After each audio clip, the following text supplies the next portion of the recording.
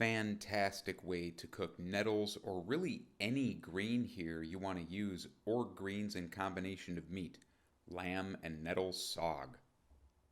First thing we're going to do is season the meat, and you can use any meat here, but you want a slow cooking cut. Shanks are the absolute best. So beef soup bones are usually shanks too. Pork shanks could also work. You could use chicken legs too, but dark meat is going to be the best. You want shoulder or shanks ideally.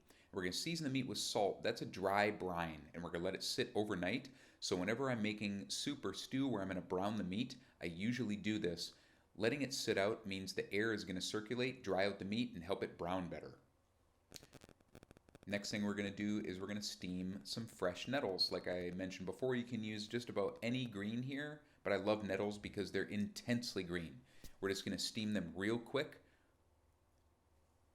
A minute, even 30 seconds if they're really young. You don't have to cook them that much. And then there's no shocking needed, just let them cool naturally.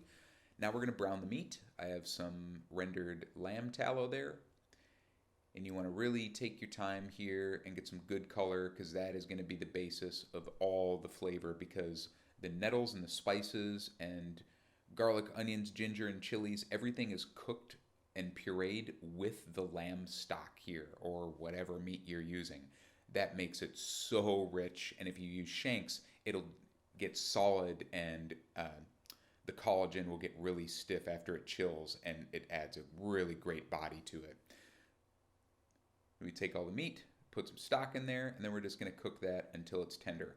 Okay, so one of my secrets for cooking rice, because I'll serve this with a little rice, is that I toast it very often instead of soaking it. So toasting the rice denatures the starch that people typically wash off of the grain, and it makes it so that every time you cook rice, it will be fluffy, perfect individual grains. It will never stick on you. So all you do is take some fat and just cook the rice until it's light golden color. The pan will get pretty darn hot. As you can see there, boom, put a lid on, cook the rice. Now the lamb is cooked and tender.